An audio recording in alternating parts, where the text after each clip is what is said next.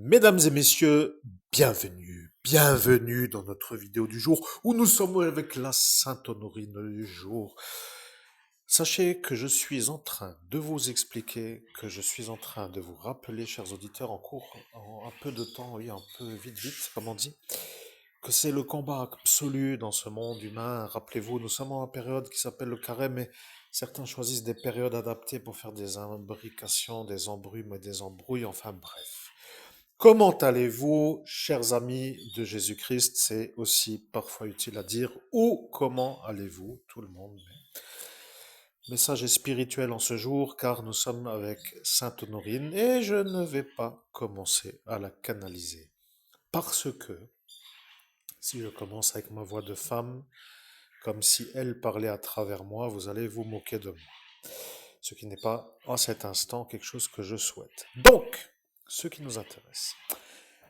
Chers amis, nous sommes aujourd'hui le 27 février 2026 et j'ai subi cette nuit un assaut d'un fou qui s'est fait un peu voir en 2017, encore une fois, mais je dois le dire de Monsieur Desbrun et lui.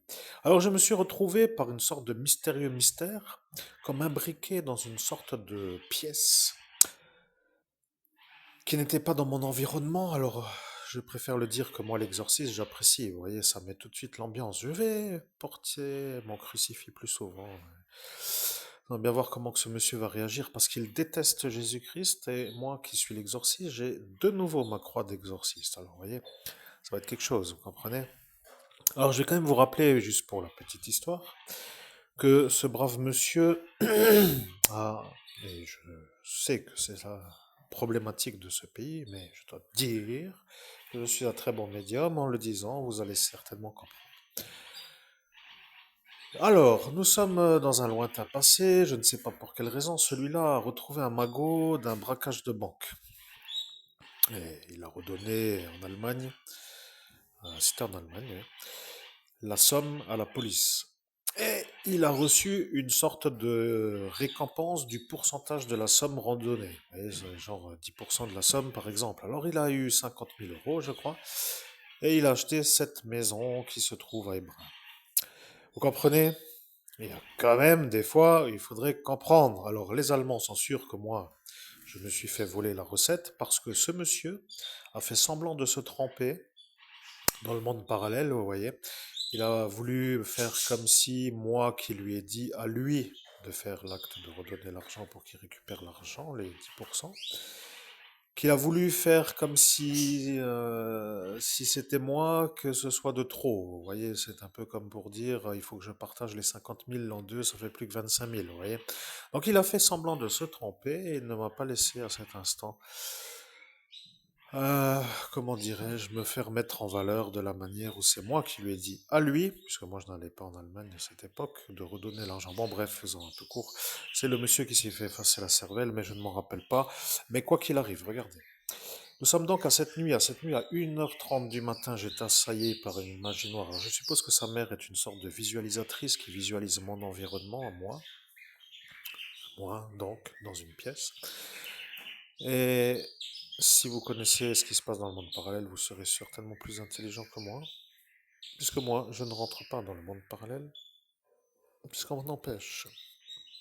Donc, ce que je voulais dire, c'est que je me suis retrouvé dans un décor qui n'était pas mon environnement, et ce fou a commencé à vouloir m'étrangler avec un genre de câble, genre d'étouffage, vous voyez. Et donc, ce monsieur n'aime pas du tout Jésus-Christ. Donc, sachez juste que je vais plus souvent qu'avant prendre le bus avec la visualisation du crucifix.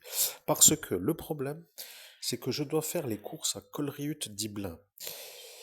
Et pour vous dire la vérité, c'est que si ce monsieur n'est pas dans le bus, que le bus passe tout droit sur la route nationale, vous comprenez, il ne fait pas le détour par Hébrin. Et pour moi, c'est mieux, vous comprenez, comme ça j'attends juste le bus devant le magasin Colriut. Et voilà que si je veux quand même faire ça, je dois traverser tout le village avec le caddie rempli jusqu'à l'autre arrêt de bus avant le virage pour que les choses soient bien comprises, n'est-ce pas?